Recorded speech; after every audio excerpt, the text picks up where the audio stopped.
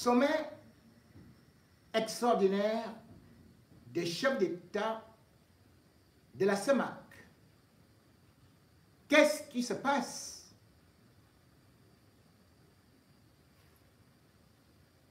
Panique dans la zone du franc CFA. Panique dans les républicaines bananières d'Afrique centrale. Panique a été dit. Panique également en France. Les comptes sont au rouge. Et quand les comptes sont au rouge, cela ne donne pas une très bonne année pour 2025.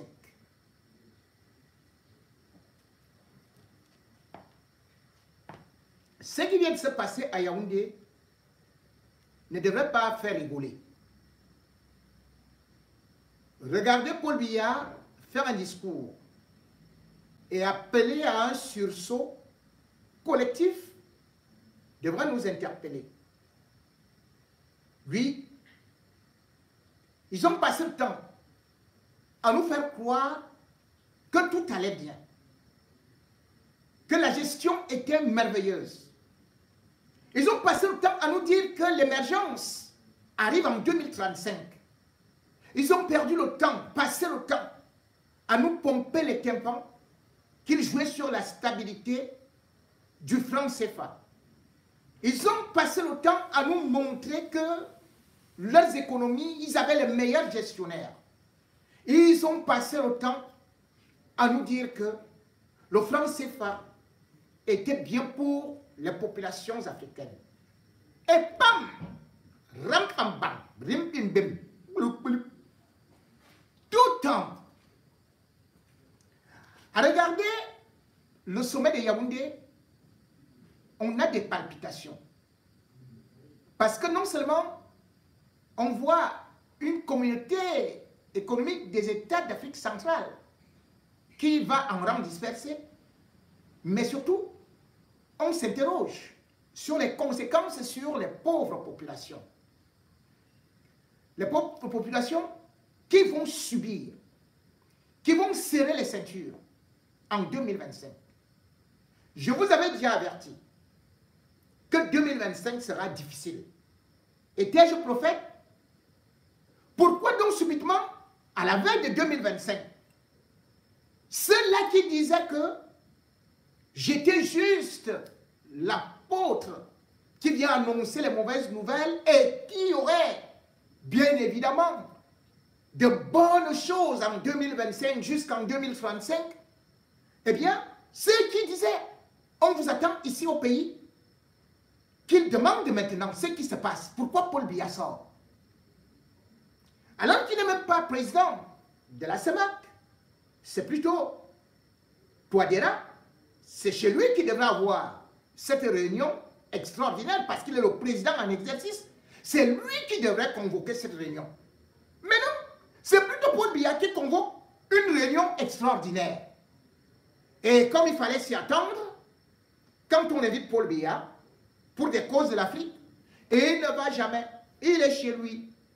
Et d'autres ont compris, comme le disait bien Omar Bongo, je ne vais pas chez les gens qui ne vont pas chez les gens. Certes, Oligui Nguema est venu, certes, l'autre compère aussi vieux au pouvoir de la Guinée équatoriale est venu, Obiangema Bazogo. Certes, le garçonnet de course d'Ali Bongo qui a pris le pouvoir, le général Oligui Nguema, est aussi arrivé à Yaoundé. Mais on constate quand même que l'un des hommes qui d'ailleurs fait affaire avec Paul Biya, avec l'OFER, avec ceci et cela, à savoir Sassou Nguesso, il ne s'est pas déplacé. On voit aussi de l'autre côté que Tchad, le petit Mahamat Déby qui se donne des galons et qui s'est autoproclamé maintenant maréchal, il ne se prend plus pour n'importe qui. Il ne veut plus entendre parler de la France depuis qu'il a constaté que non seulement La France n'est pas venue à son secours lorsqu'il a été attaqué par Boko Haram et qui risquait d'être renversé par des rebelles, mais aussi il a vu les attaques de la justice française et qui a commencé à l'accuser d'achat de costumes à bas cost et autres. Il s'est donc replié. Il n'est plus là, n'écoute plus Paul Biya, qui reste le meilleur élève de la France. Deux, qui manquait déjà dans ce forum, ou plutôt dans cette réunion extraordinaire, qui, faut-il le dire, était tellement importante parce qu'elle devrait considérer, elle devrait être plutôt quelque chose pour l'avenir économique de toute la sous-région. Dissonance de ton don, même quand Paul Biya demande que maintenant il faut parler d'une même voix, parce que quand il vous dit sinon, ce qui est grave risque d'arriver. Si un chef d'État, vieux comme Paul Biya, parle ainsi, mesdames et messieurs, commencez à acheter vos sacs de riz. Commencez à acheter vos sacs de riz, comme je vous avais dit. Commencez à faire des provisions d'huile. Les temps seront ginger. De quoi est-ce qu'il s'agit? Il est tout simplement clair aujourd'hui que les pays de la zone CEMAC sont en faillite. À écouter le discours de Paul Biya, les pays de la CEMAC ont vu leur devise fondre comme neige au soleil. Donc, l'échange. Qu'ils sont où? Ici, chez nous. Oui, ici, chez nous, parce que moi, je suis en France. À la Banque de France. Donc, ils ne garantissent même plus l'achat des produits pendant 2 mois. Les spécialistes, contrairement à ce que Paul Biya dit, les spécialistes disent que les devises de la zone CFA ou des États de la CEMAC ne peuvent même plus garantir les achats pour plus d'un mois. Or, dans la norme, ces devises devraient garantir des importations sur une période de 6 mois. Et quand on est très malade, on part jusqu'à 3 mois. Mais là, on vous dit, et c'est Paul Biya qui vous dit, qu'on est presque seulement à 2 mois, que ça peut garantir. Ça veut dire quoi? Prenons même Paul Biya au mot. Nous sommes en décembre. Si c'est 2 mois, comptez donc janvier, février, tout est fini. On fait comment? On vit comment? On achète comment? Avec l'argent. Puisque aujourd'hui, les pays de la CEMAC ont un déficit incroyable.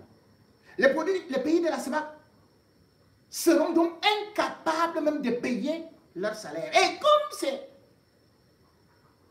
bien sûr, avec les devises étrangères qu'il faut acheter à l'étranger, comment on va faire? Les pays de la CEMAC ont une balance commerciale négative. Complètement négative. Parce qu'ils passent le temps à importer. Et par contre, ce que ces pays ont comme exportation, ça va à l'état brut. Et quand on va payer à ces pays de la CEMAC, bien évidemment, cet argent-là, ça va plutôt dans le trésor français. Voilà donc comment est-ce que le Cameroun, qui est le poumon économique de la CEMAC, dit-on, la locomotive de la CEMAC a coulé avec tous ces pays où la dette est hyper élevée. Ce sommet surtout nous montre que nous ne sommes pas indépendants. Voilà les chefs d'État africains qui se réunissent. Mais qui est-ce qu'on voit? On voit les spécialistes du FMI, Fonds monétaire international, et de la Banque mondiale qui sont là. Qui notent comme des petits élèves devant des professeurs. Eux, c'est des professeurs. Et nos dirigeants deviennent comme des élèves. Ils se réunissent, on dit les chefs d'État de la CEMAC. La photo d'ensemble, regardez bien cette photo. On y voit qui? Thierry Marchand. Thierry Marchand est qui? Thierry Marchand, c'est l'ambassadeur de la France au Cameroun. Et il est général. Il est général d'armée. Général d'armée.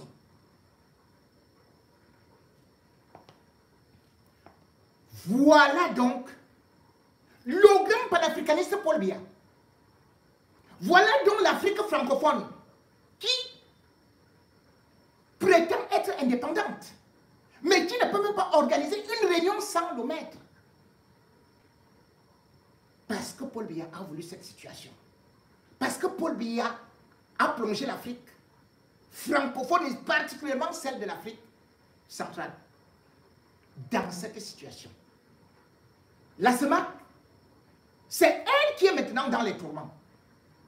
Pourtant, nous, en Afrique centrale, on se moquait de l'Afrique de l'Ouest. On disait que ce sont les esclaves des Français. On s'est moqué de Macky Sall. On s'est moqué de Touadéra. Pas Touadéra. On s'est moqué de tous ceux-là qui, parce qu'ils ont essayé de collaborer avec la France, ils ont été jugés comme les plus serviles serviteurs de la France. Aujourd'hui, la Côte d'Ivoire de Ouattara,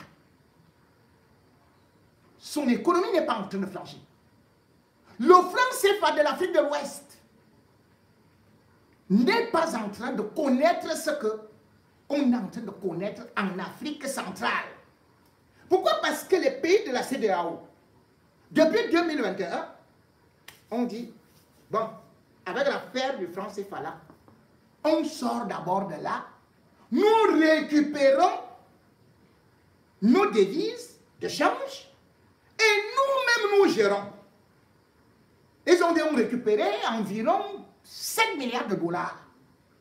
Pendant ce temps, Paul Biya a dit que continuons à garder notre argent là-bas en France. Ça fait que lui, tout ce qu'on paye concernant le Cameroun, ça se paye en France, l'argent reste en France, et maintenant vous savez donc que les devises, il ne les a pas. Pour acheter un sac de riz, vous n'achetez pas avec le franc CFA, ce n'est pas reconnu. Pour acheter la tomate, vous n'achetez pas avec le franc CFA. Vous achetez avec le dollar, l'euro, si c'est en zone euro, ou bien si vous allez en Chine, c'est le yuan, si c'est en Russie, c'est le rouble. Mais nous avons réussi à garder le franc CFA. Et aujourd'hui, la situation devient donc très dramatique. Pourquoi? Parce que aujourd'hui, les États africains ont failli en allant d'abord s'endetter sans pouvoir développer des secteurs productifs. Vous vous rendez compte? Un pays comme le Cameroun, avec 13 000 milliards de dettes, on va rembourser ça comment? 13 000 milliards de dettes. Et vous avez un budget de 6 000 milliards. Donc, la dette dépasse de loin votre budget. Et ces pays-là sont représentés par le FMI, qui a été créé depuis 1944-45. Paul Biya nous avait dit que nous n'irons jamais au FMI parce que les finances étaient saines. Nous sommes donc partis au FMI. Paul Biya disait qu'il a trouvé une économie et surtout un pays qui était autosuffisant alimentaire. Si les pays africains et surtout ceux de l'Afrique centrale sont en faillite aujourd'hui, c'est pourquoi? Parce que nos devises vont surtout pour l'achat même des premières nécessités. Vous vous rendez compte qu'en 10 ans, le Cameroun a creusé son déficit et dans la large majorité, 70% des produits que nous avons pris à l'étranger sont des produits qu'on aurait pu consommer, acheter sur place. Il s'agit de quoi? Le Cameroun importe du riz, alors qu'on avait une riziculture. Les devises s'en vont. Le Cameroun importe le maïs, alors que nous avons des terres fertiles. Le Cameroun importe du blé, alors qu'on peut le cultiver partout. Le Cameroun importe l'huile de palme, alors qu'on a commencé très longtemps avec la soca palme. Le Cameroun importe les poissons, alors que nous avons des fleuves dans toutes les régions du Cameroun. Mais Paul Biya, dans sa politique, c'est que nous dépendons uniquement de l'extérieur.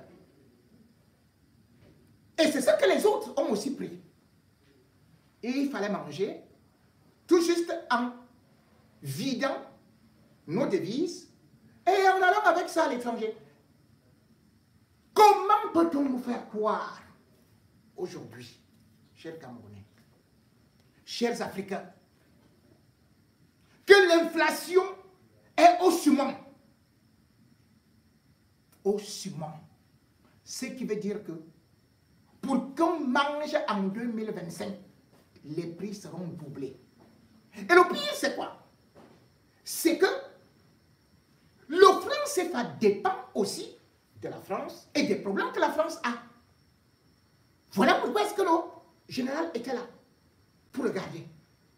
La France est presque en récession. La France est très endettée. La France a été expulsée de là où elle pouvait prendre des matières premières pour combler son budget. C'est-à-dire que les pays de l'AES sont partis.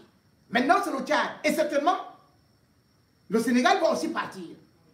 Et il reste donc qui à tenir? C'est uniquement l'Afrique centrale. Les devises actuellement, vous n'en avez même pas. Vous ne pouvez donc pas les rapatrier. Vous allez faire comment? Et comme la France elle-même est super endettée, et qu'aujourd'hui, nous avons continué à accepter de dépendre d'une monnaie coloniale qui a été créée un jour férié, le 26 décembre 1945, par le général de Gaulle. Nous avons accepté une monnaie qui porte le nom de colonie française d'Afrique. Le grand Paul Biya, grand intellectuel, nous avons fait croire que c'était la meilleure des choses pour nous, pour qu'on soit un pays souverain. Il fallait continuer avec le franc CFA. Et qu'est-ce qui s'est passé? Le franc CFA à sa création, il était supérieur au franc français. Mais maintenant, le franc CFA vaut quoi devant le franc français? Le franc français a disparu pour laisser place à l'euro. Un euro vaut maintenant combien de francs CFA? Sans oublier que en 1994. Paul Biya devait déjà comprendre que la situation est en train de se dégrader. Lorsqu'il y a eu la dévaluation, nous a conduit à quoi? C'est-à-dire que nous sommes au 11 janvier 1994. En ce temps, ils sont partis créer le 10 janvier 1994, ils ont créé ce qu'ils appellent la CEMAC, toujours sous l'impulsion de la France. Et maintenant, le 11 janvier 1994, boum, dévaluation du franc CFA. Paul Biya nous faisait croire qu'il n'y aura pas de dévaluation. Comme exactement maintenant là. Les gens sont restés endormis. Parce qu'ils ne voulaient pas que les gens enlèvent tout ce qu'ils avaient encore un peu dans les banques. Ils ont dormi et boum, c'est arrivé, dévaluation. Et cette dévaluation était de 50%. Pour le franc CFA. C'est-à-dire que il y avait deux sortes de francs. Hein. Il y avait le franc comorien. Lui, il a été dévalué à 33%. Mais chez nous, en Afrique noire, on a dit 50%. 50%. Ce qui signifie que, normalement, ça devenait que, au moins, en franc français, il fallait diviser par 2 pour atteindre le franc CFA. Donc, vous voyez que c'est ce qui a été fait? C'est plutôt 100% de dévaluation que nous avons connu.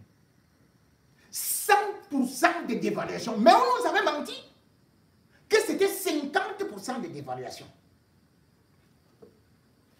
Nous avons donc commencé la descente aux enfers. Descente aux enfers. Le même Paul Biya savait très bien que on avait des possibilités de pouvoir créer une monnaie. On nous a tantôt parlé de l'euro qui devait arriver de l'Afrique de l'Ouest. Rien.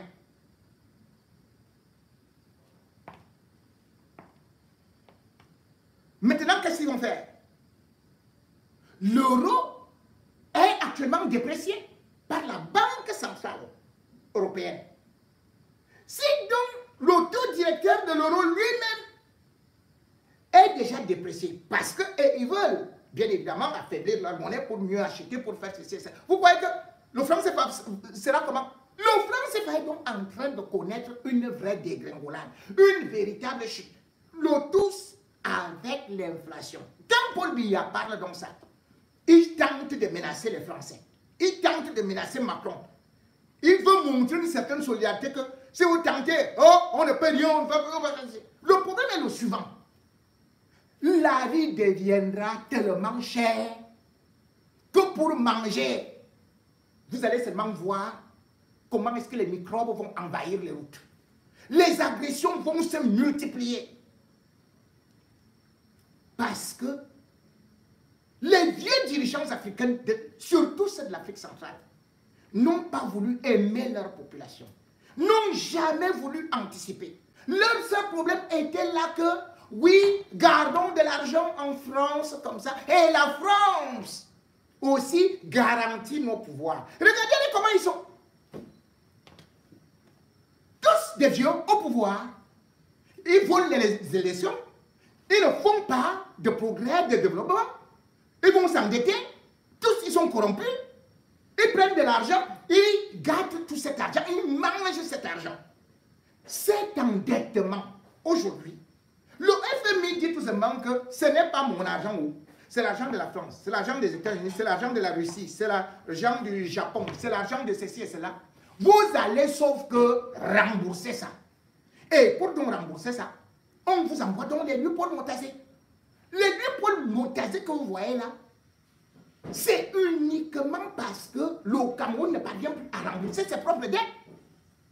Vous ne pouvez pas avoir un budget comme celui-là, un budget de fonctionnement. Mais après cela, ils seront incapables de payer les fonctionnaires. C'est pour ça qu'on vous dit qu'allez déclarer les impôts pour payer les fonctionnaires. et les militaires. Sinon, à partir du mois de mars, là, ce sera ninja. N'attendez pas que Paul Biya vienne vous déclarer son amour le 31 janvier et le 31 décembre. Préparez-vous parce qu'il y aura des manifestations pour la vie chère. Parce que vous ne pourrez pas vous en sortir. Ça, on peut vous le garantir. La France aujourd'hui, elle-même, elle est en crise. Elle est surendettée. Et elle comptait souvent sur le portefeuille des Africains pour compléter son manque à gagner. Mais aujourd'hui, que la France constate que même là-bas, maintenant, il n'y a plus moyen de prendre l'uranium à tel endroit, il n'y a plus moyen de prendre de l'or, il n'y a plus moyen de faire ceci et cela. Mais recule. Est-ce que c'est normal? Quand je vous dis que ces gens ne vous aiment pas, et il y a des gens qui disent qu'ils sont intelligents. Mais l'argent, mais la monnaie repose sur quoi? Nous avons de l'or.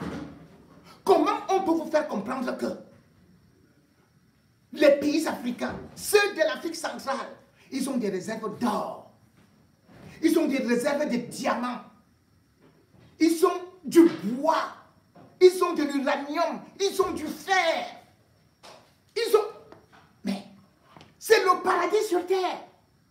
Et ces pays-là sont incapables de transformer au moins ne serait-ce qu'une matière première. Ils prennent tout ça, groupe. La Chine vient, prend. Et du coup, il n'y a pas de devise puisque la Chine s'en va là-bas. Vous payez avec à monnaie de singe. La France vient prendre. Tel autre vient prendre. Juste parce qu'ils veulent rester au pouvoir. Là, Paul Biya était là. C'était pour intimider Emmanuel Macron. Mais Emmanuel Macron ne peut pas reculer. Emmanuel Macron, il lui reste un mandat. Et il ne peut pas faire de cadeau à Paul Biya. Parce que Paul Biya sait que les émeutes de la faim, comme en 2008, risquent d'éclater. Peut-on tenir à ce rythme, avec cet endettement, et surtout avec des remboursements à des taux très élevés, puisque nous continuons à emprunter. C'est ce que nous faisons. Nous empruntons pour rembourser les dettes. Mais vous avez vu ça où? Un pays comme ça peut se développer? Une zone comme ça peut se développer? Les gars là, c'est des totos, c'est des zozos. Écoutez par exemple, comme ils vous ont toujours dit, les faux intellectuels, que oh, on ne peut pas avoir la monnaie, on ne peut pas faire ceci et cela. Écoutez par exemple cette analyse. Et nous y reviendrons. Professeur, excusez-moi, mais pour avoir une monnaie unique, il faut s'entendre. Vous voyez que même au plan sous-régional, il n'arrive même pas à s'entendre. Non, ça c'est les problèmes des critères de convergence. Non, pas forcément. Mais s'il n'y a pas d'entente entre les États. Mais justement, s'il n'y a pas d'entente, ça veut dire les Africains qui sont là et qui nous écoutent n'ont pas encore compris. J'ai dit, l'aide ne viendra pas de l'extérieur. Il faut se mettre ça dans la tête. C'est comme quelqu'un qui a son foyer conjugal à gérer et qui compte simplement sur l'aide du voisin pour nourrir sa famille. Ça c'est manquement de confiance. Donc nous disons et nous répétons, ça c'est la première solution, c'est la monnaie unique africaine. Deuxièmement, avec l'argent qui est le nôtre, qui est garanti par nous, oui, parce que, rappelons-le rapidement, quand on parle du dollar américain, le dollar américain est garanti par 8200 tonnes d'or. Mais nous disons et nous répétons, ils peuvent aller le vérifier, tous les pays africains ont des stocks d'or de diamants. Et un seul pays qu'on appelle l'Ouganda détient lui seul 31 millions de tonnes d'or. Je reprends, l'Ouganda, ils peuvent vérifier au moment où nous parlons. 31 millions de tonnes d'or. Alors imaginons la RDC, l'Ouganda, Le Mali. mais rien que même l'Ouganda tout seul, on se met ensemble, on dit bon, décaissons immédiatement pour garantir notre monnaie, il faut décaisser 130 000 tonnes d'or, décaisse ça, et nous, on va te rembourser à dose homéopathique. Mais La monnaie unique africaine qui est garantie par 130 000 tonnes d'or, il n'existe pas sur la terre une seule monnaie, fut-elle le dollar américain, ne peut rivaliser avec. Donc on aura déjà les moyens. Maintenant, il faut insister.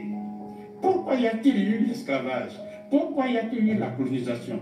Les gens ont les possibilités de fabriquer les billets de banque. Mais ce ne sont pas les billets de banque seuls qui produisent les biens. Ce sont les êtres humains. L'Afrique, Capital humain. L'Afrique a les bras. Aujourd'hui, 1,3 milliard, demain, dans quelques années, c'est 2 milliards. Il faut mettre en mouvement ces 2 milliards de personnes pour produire. Et pour les mettre en mouvement, c'est de payer avec notre propre argent. Est-ce que nous sommes en train de rêver? La réponse est non. Parce que la Chine, moins de 500 millions de personnes avant 1949 mouraient de faim. Quand Mao Zedong et ses amis ont pris le pouvoir d'État, ils ont battu une seule monnaie unique, qui est le yuan ou bien le renminbi. Et aujourd'hui, les Chinois sont devenus, même si ça peut encore déranger certains esprits, la première puissance économique du monde. C'est la Chine qui finance ça, c'est vrai. Le monde entier a commencé par les États-Unis d'Amérique et l'Union européenne. Donc nous disons, ce genre d'aide, pour rester dans le sujet dont on nous parle, c'est de la diversion. Donc la première solution, c'est battre la monnaie unique. Deuxièmement, avec la monnaie unique africaine, nous allons industrialiser les économies africaines, c'est-à-dire transformer toutes les matières premières agricoles, minières, minérales et énergétiques en des produits finis qui génèrent de la richesse qu'on appelle les valeurs ajoutées, lesquelles les valeurs ajoutées éliminent la pauvreté. C'est ce que font tous les pays dits développés. Il n'existe pas sur la terre un seul pays développé qui ne soit pas industrialisé. Or, tous ces pays, que ce soit l'Italie et tous les autres, ils vont tout proposer, sauf ce que je suis en train de dire. Parce que ça ne les arrange pas. Voilà. Troisième solution maintenant, c'est l'État fédéral africain. C'est-à-dire les États-Unis d'Afrique. Et ça, on n'a pas besoin des années de lumière.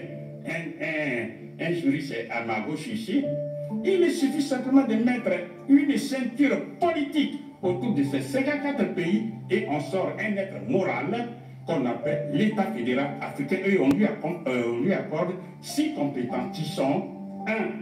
Puisque nous sommes un seul État désormais, tous ceux qui ne font pas partie de l'Afrique, et avec eux on a des frontières. Donc c'est l'État fédéral africain qui va gérer ça. Deuxième compétence, lorsque vous écrivez aux États-Unis d'Amérique, vous achetez un seul thème. Vous n'achetez pas 50 thèmes. Donc c'est l'État fédéral qui va gérer les PTT. Troisième solution, une troisième compétence, eh bien, il y a une seule politique étrangère.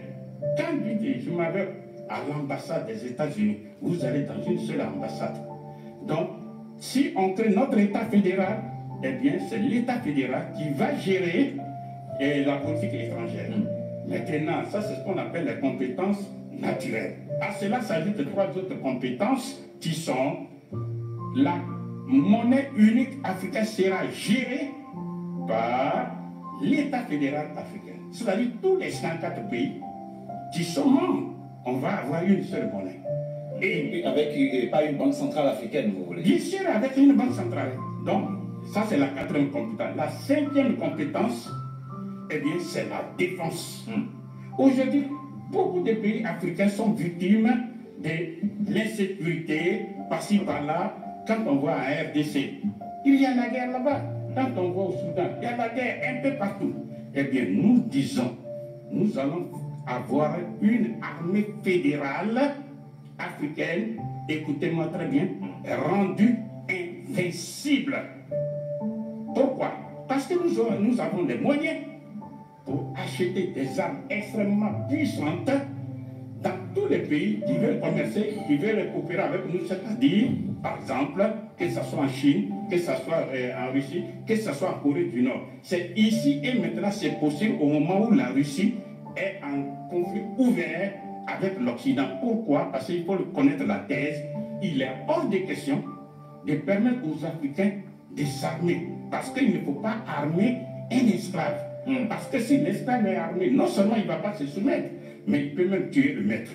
Voilà pourquoi l'Afrique est dans ce désordre-là. Sixième compétence. Et la sixième compétence, eh bien, l'État fédéral va veiller à l'industrialisation des économies africaines. C'est-à-dire, écoutez-moi très bien, voilà un juriste, il faut constitutionnaliser, il faut mettre dans la loi des lois l'obligation de quoi?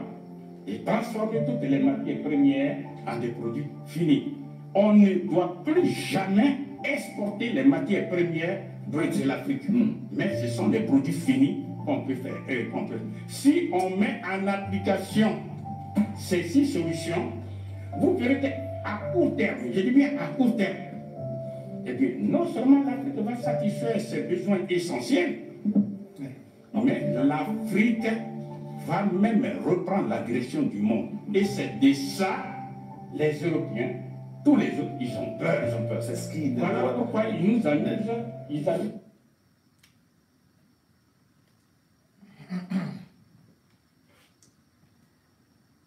Les Européens sont solidaires. Ils ont donc créé l'Union européenne. Mais pourquoi les Africains ne parviennent-ils pas à créer l'Union ou les États-Unis d'Afrique? C'est un autre sujet que j'aborderai dans les dossiers noirs, où vous verrez justement que le problème de la monnaie unique et même des États-Unis d'Afrique, tous ces projets grandioses, qui d'ailleurs avaient été d'abord portés par Kwame Nkrumah, puis par Mohamed Kadhafi, ont été détruits par notre nominé, Paul Biya. Si donc l'Afrique se retrouve dans ces problèmes, comme je le développerai plus tard, c'est que Paul Biya n'a jamais aimé les peuples, son peuple. Il n'a jamais aimé les Africains. Puisque si on se retrouve dans cette situation aujourd'hui, c'est juste parce que les matières premières, il les a dilapidées et il a vendues. Et la seule chose qu'il a voulu faire vivre au peuple camerounais, c'est leur offrir la bière et le football. Tous les débats sont axés sur des choses qui sont dans la distraction. Quand ce n'est pas le football, on vient avec le tribalisme. Et pourtant, tous les autres pays, on ne va pas dire que les Maliens sont morts. On ne va pas dire que les Burkinabés sont morts. On ne va pas dire que les Nigériens sont morts. Mais lorsqu'on voit ce qui est en train d'arriver, c'est l'Armageddon. On ne peut pas aujourd'hui vendre le peuple africain, le lessiver, aller demander des impôts à des mamans qui vendent le manioc, aller demander des impôts aux benskillers, aller demander des impôts aux chômeurs, aller demander les impôts aux paysans, alors que ces ministres ne déclarent pas et ne payent même pas ses impôts. Lui-même ne paye pas ses impôts. Aujourd'hui, la situation que nous vivons et qui va arriver, malheureusement, à la dévaluation du franc CFA, montre tout simplement que, politiquement, économiquement, Paul Biya a entraîné la sous-région dans le fossé. Et ce fossé, il risque de ne pas y survivre.